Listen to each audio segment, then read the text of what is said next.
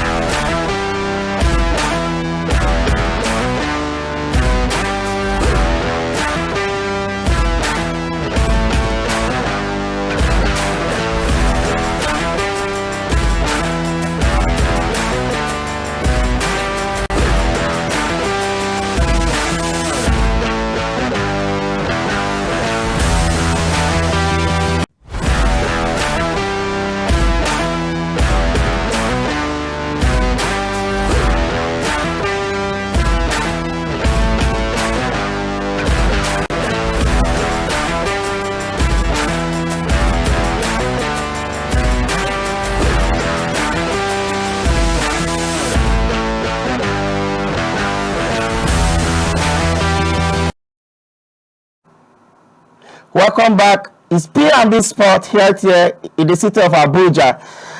And I have Solomon with me right there on the line. Solomon, how are you doing this morning?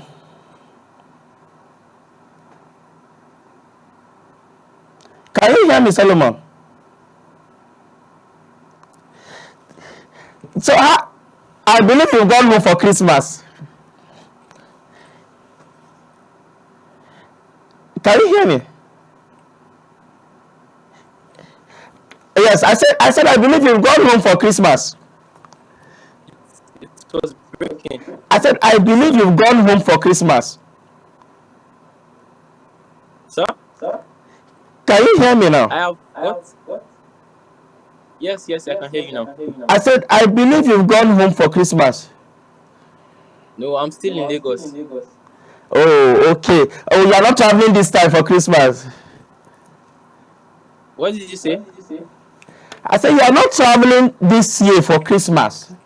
No.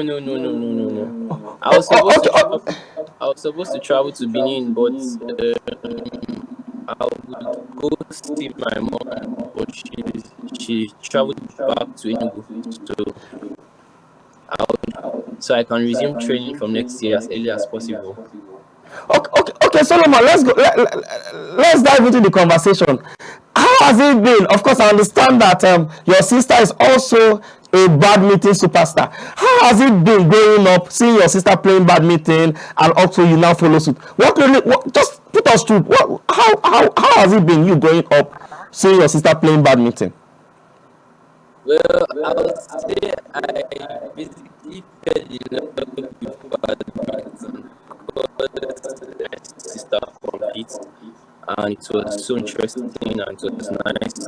And I always have, in fact, up to now, I still have these memories of her competing. I remember a time when I was really young. We all went to support my sister for a tournament. Praying she was in the finals, and I was praying for her to win. Yes. So basically, it has been nice. She has been my inspiration to keep pushing because she has come too far already, and I mean, I can only do better. Okay, Solomon, now you're growing up, become a superstar at this young age. Of course, you have your BSc already. Everything is working so well. So, can you put us through what are the challenges, just adversity you must face throughout, and within that circle when you are trying to get your BSc in school, and also you are trying to get your career on board? So, what are those challenges you faced? Okay. This is being a student athlete, which is Eh, obviously not easy at all. Being a student athlete is not easy at all because you still have to be on track. You have to stay fit. You still have to balance up with your academics, which wasn't easy at all. Especially like um at the beginning, I was the only like male athlete for badminton. Yes, and that is very difficult because you don't even have anybody to spar with to feel the same motivation as you. I mean, as regards your sport, but I mean, I was always around sport people, which made it a little bit more easier. But basically, I think the determination is what will keep you going, because then back then when I was in school, I always like put it to myself to always work out like every morning and evening, because we did not have like a standard badminton court in school, so I had to keep fit and while I was in school. But immediately the holiday starts, I always find myself traveling out of Benin to a place I can train and meet up with everything I have lost out on court. Yeah, basically, what I will sum this up to some categories. Basically, you have to be disciplined. You have to be motivated. You have to be disciplined. That you have to set a goal and know that this is really what you want to achieve. And then once you have this mindset, I don't think anything can hold you back, whatever academics or anything. Then you still have to train and read your books. Yes. But you have to be okay. disciplined. You have to be disciplined. No, set a goal, have a timetable. Then when I was in school, I had timetable for literally everything, so that it helps me. It helps my day easy. I have a timetable for even the clothes I will wear the next day, so I don't have to stress my head like on. That shows how organized you are, isn't it? But Yes, yes, yes. You uh, have to. In but fact, you have. Solomon, how much motivation did you get? Because of course you played for the state as well and also for the school. So the state and the school that you finished from, how much motivation did you get from that place? Well, from school, when I got into school, I was still in the junior category. I had just finished the under 15. I had just finished the under 15. I think a previous year before I got into school, um I was the runner up for the national under 15 and national youth games. Yes, and then I got into school. I think the preceding year. Um, I'd say I'd say it wasn't an easy experience because I was still in I the can say that junior category. you are trying to be diplomatic there, but it's okay, it's fine. I think last month or so, or early this month, we're trying to catch up with you. Then you're in South Africa playing, and Yes.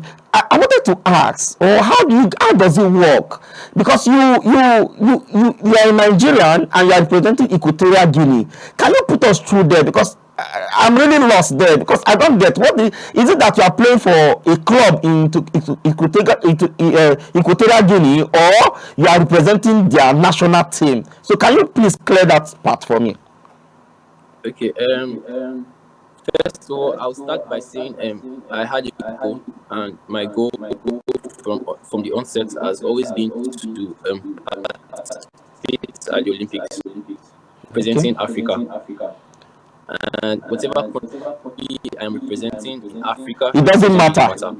Okay. So basically, yes, I play for Equatorial Guinea national team right now. But when I was in junior, I used to be in the Nigerian national team. But now I But play for the Equatorial Guinea senior national team.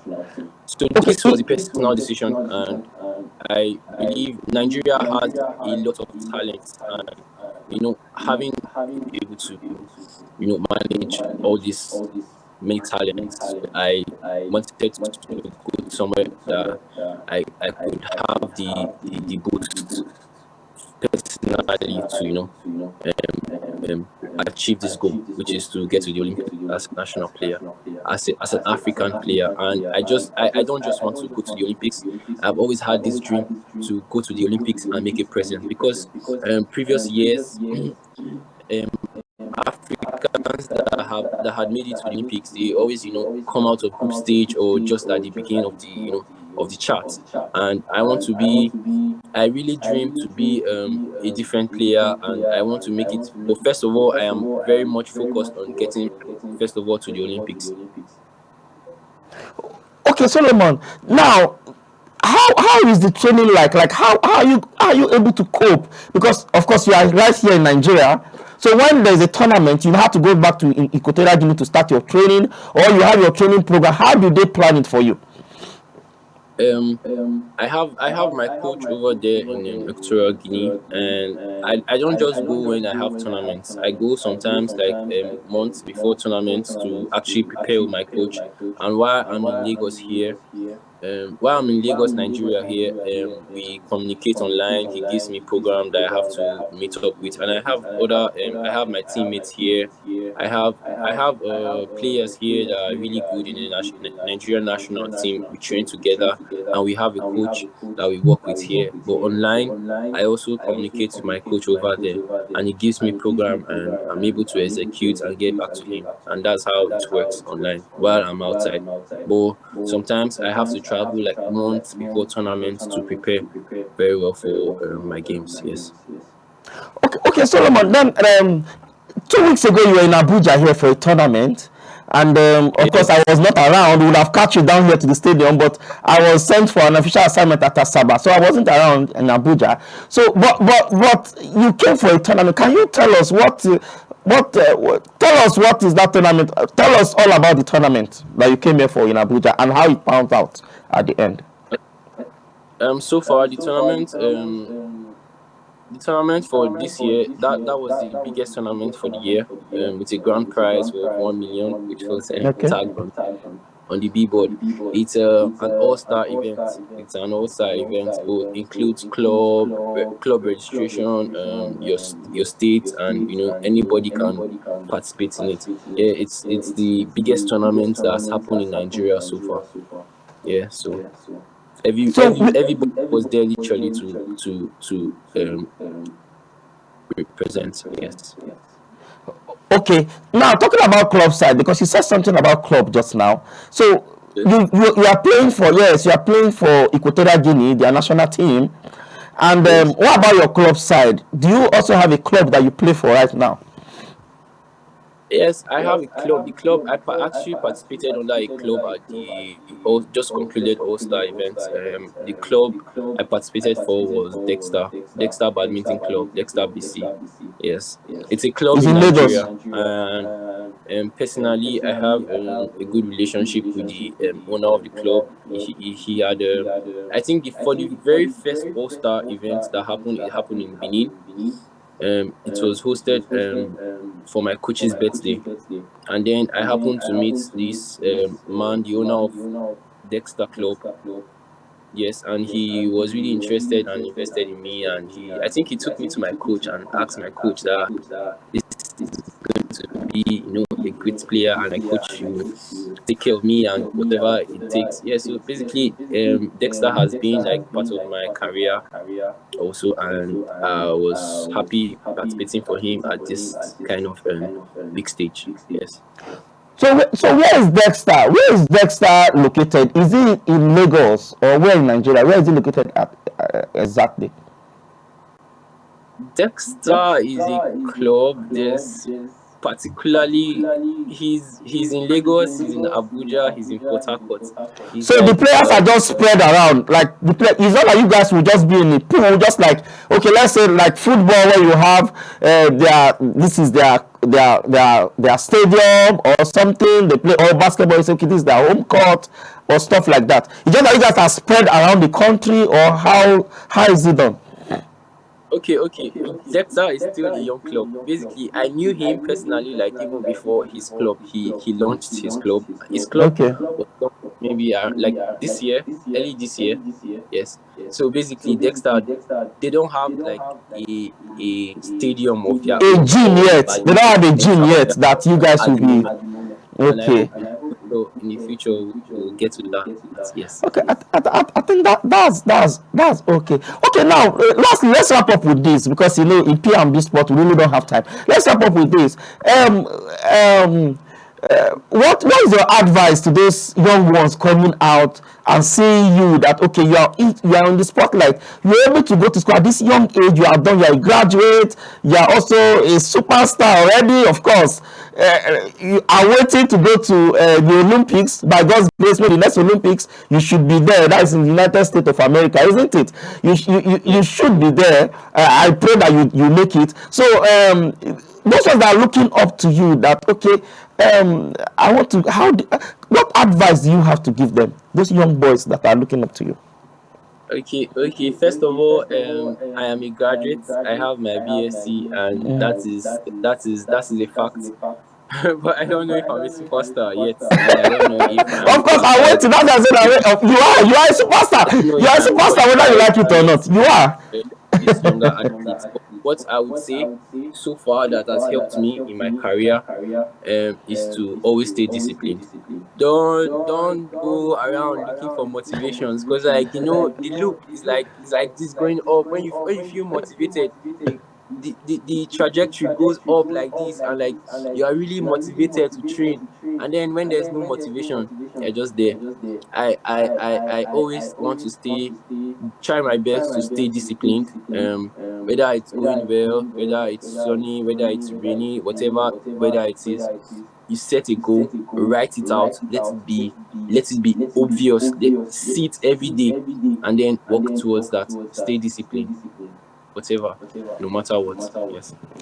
On that note, I want to say very big thank. Okay, go You ahead. must stay disciplined. You must stay disciplined both on court and outside the court, and very respectful.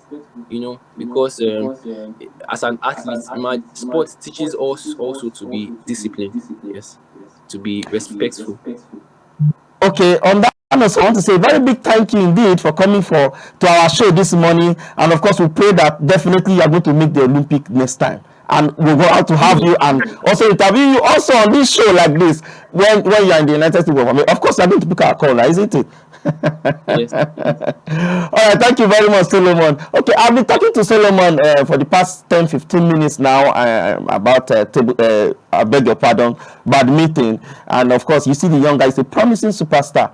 But of course, he's playing for Equatorial Guinea right now. But we want to go to a very short break. Walter Odige, a sport analyst, will join me shortly after the break.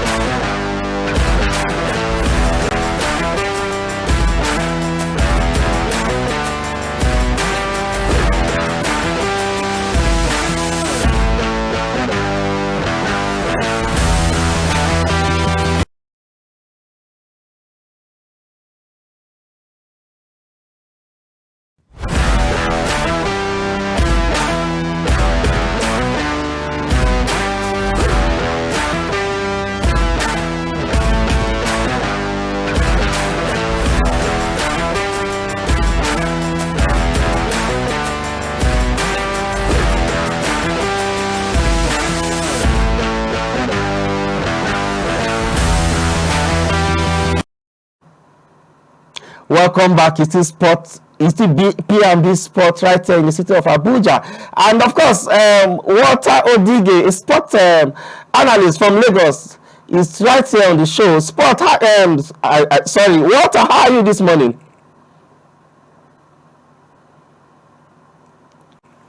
Are you there, Walter?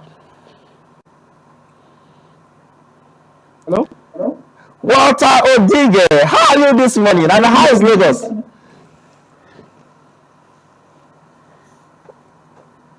Can you hear me, Walter? Can you hear me, Walter? Sorry. Walter Odige, can you hear me now?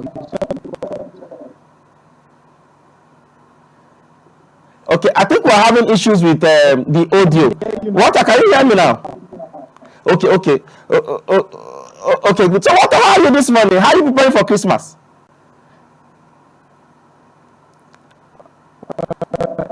Christmas is just there's another Wednesday. It's you want to do something with your voice.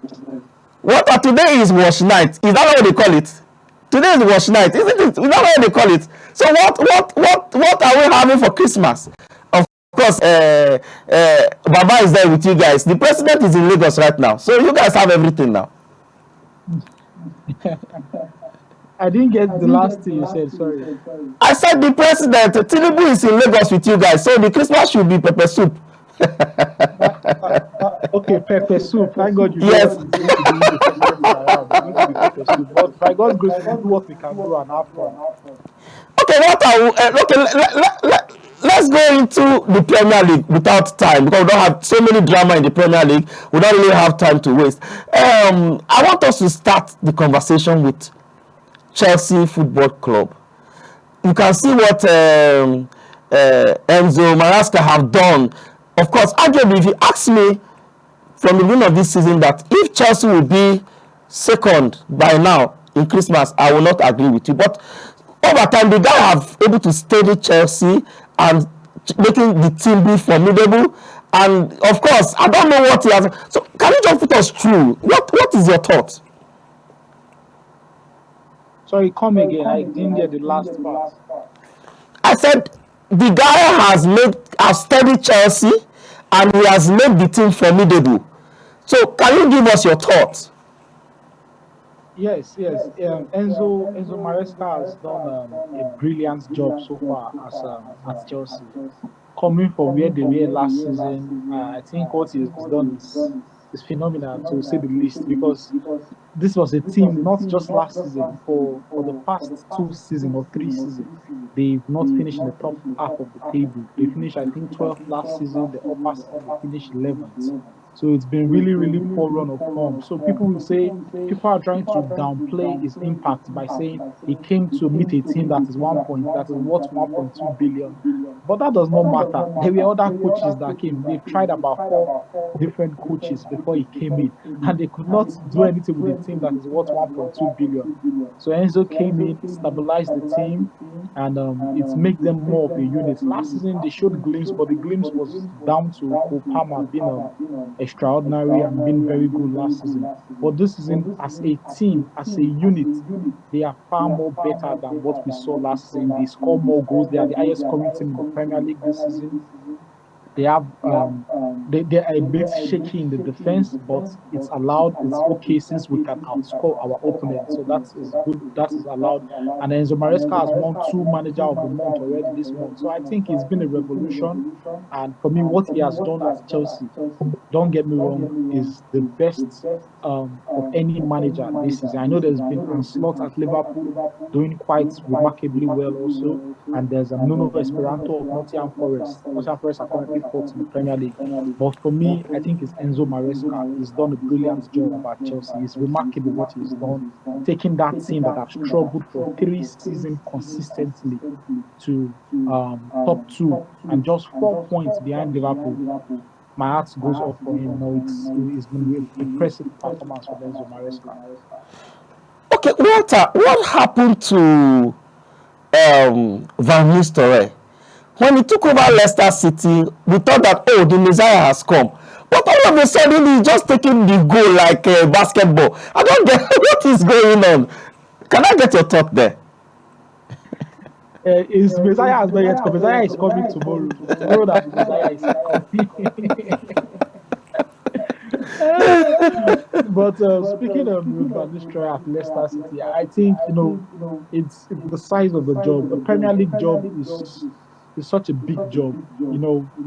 It's a job that comes with added pressure, added media attention, and of course added scrutiny. But when he came, he won his first game. But even in his first game, you could see that he's not been able to properly get this team to play the way he wants them to play. It was obvious that they were shaky. I think West Ham were just unlucky on the night. But since then, the result has gone sour for him. It's been 2 defeats in the next 3 games after them. And it's just the reality of the Premier League. I personally, I don't think that Leicester City team is good enough. I don't think they are a decent side. I think they are an easy side to beat. They can be beaten by anyone. So what I'll be thinking for Ruud van Nistelrooy to do now, obviously, there's no Messiah is coming to save them. They have to save themselves. So what I expect him to do is utilize the January transfer window, because in the end, if Leicester doesn't stay up in the Premier League, he's going to be regarded as a flop. So in the end, Exactly. I expect, yes, I expect him to utilize the January transfer window, go into the market, see the squad, what 2, 3 players can I bring in that will shape the balance of this team. Trust me, they've got some exciting players, really good players, but the team lacks balance. They are not able to dominate opponents, and I think that's the big problem. So he needs to look at the squad, look at his team, and say, what 2, 3 players? This is the January window. What 3 players can I bring in that has that experience, that needed experience, that can keep us safe from relegation? And I think they will just be fine. Not that they will do extraordinarily good, but they are going to be fine. Okay, Walter, since you're talking about managers that have flopped and something, let's bring in Manchester United in. Ruben Amorim. Of course, some similar syndrome. He won his first game or first 2 games, drew some, but now the defeat is coming like back to back.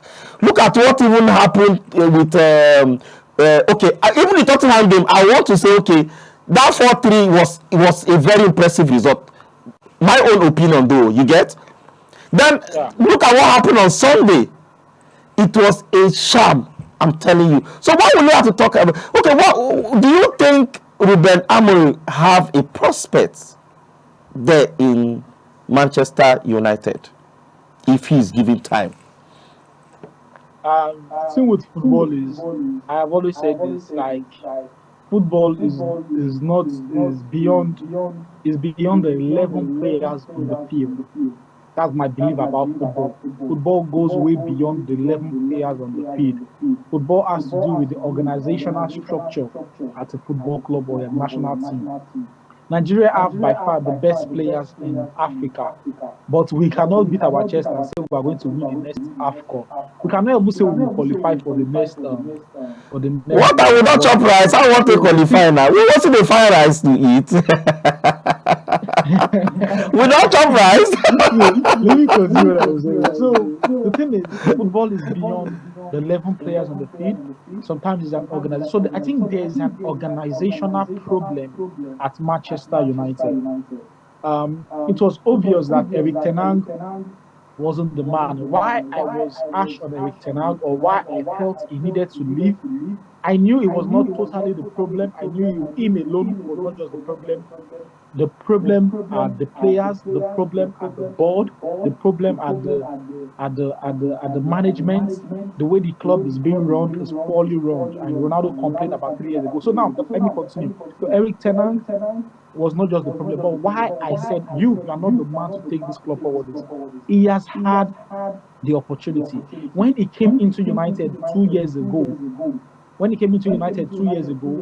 it was obvious that the squad was not good enough.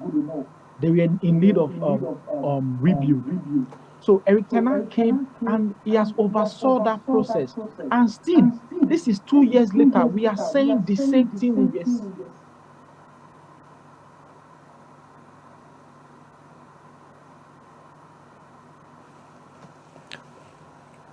What are you there? United are in the worst position right now. Now we are two.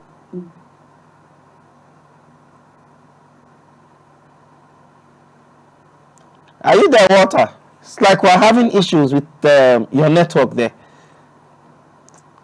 Can you hear me?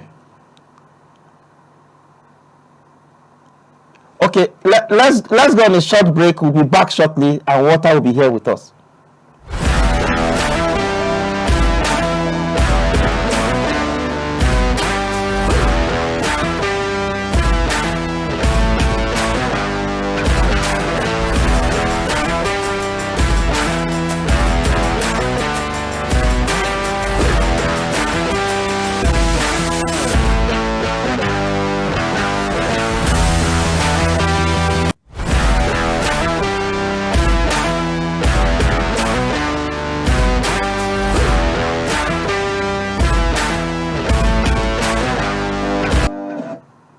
Okay, welcome back. What are you there with us?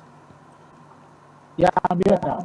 Okay, I think the network is trying to be shaky somehow. So quickly, please, let's leave Manchester United now. Let's round up with, because we just have like 3 minutes because our time is already running up. We're running out of time. Let's try and wrap up with Pep Guardiola, because I think that's the news that will be making headline since the weekend down to this time. 12 games, just one victory in all competition. That is huge for Pep Guardiola. Have never experienced this in his entire career since he started coaching. So what do you think? I asked this question before. You were on this show earlier this month, and I asked you this question. Do you think it's the end of an era? You said no, we should not be quick to judge and stuff like that. But this thing is continuing. What if Pep should lose another 2 or 3 games? What will you say? Continue like consecutively. What will you say, or what will the board do to Pep Guardiola? Okay, I like the fact that you say let's leave Manchester United, because I would like to, that football club has been problematic for the past 11 years. So talking about them, it's not as if you want to talk, you want to exercise, you want to shut them down. So hopefully they get it right sooner rather than later. But speaking about Pep Guardiola, trust me, he has come out and said, give me my players and I will give you results.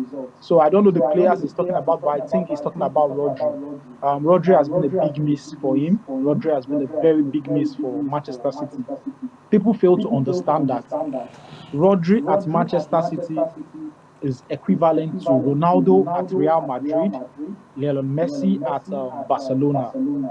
We're talking about the current Ballon d'Or winner, even if I think he does not deserve it, but we're talking about a player, a defensive midfielder being good enough to be considered as the best player in the world. That's what we are talking about in Rodri. So I think people are acting like they are surprised. Rodri is such an important player for that team, and if just imagine Ronaldo, Madrid missing Ronaldo then, or Barca missing Messi then, or this long, it would have shown. And I think, Guardiola will be all right. They need to go into the January transfer window and look at who can we bring in. There's nobody that can replace Rodri. I'm not going to lie about that. Nobody. But who can we bring in that will give us energy in that midfield? Their midfield is being run through right now. They are making so many mistakes in the middle of the park, and that is the important place of a football field. So I think they need to look at themselves. What can we do? It's obvious the solution is not within the squad. It's obvious. Guardiola have tried so many options, but they don't have the options there. So I think they'll need to go to the January market and say, what can we do at least to not have a shambolic season? Because if it continues like this, it's going to be really, really terrible. They are currently on a relegation form, but I believe they will be fine. And for sacking the manager, I don't think, if he was in a Real Madrid, in a Manchester United, in a Barcelona, in a Chelsea, in an Arsenal, or even in a Liverpool, I think Guardiola would have been sacked by now. But he's at a club whereby the little history they have, he was the one that. Okay, I think we've lost Walter there, and unfortunately, we don't even have time anymore to hear from Walter. But Walter will be back on this show probably tomorrow or next, and we'll continue from this conversation. That's the size of our show this morning. I'm Abel Sunday. From me and the entire team, we say goodbye.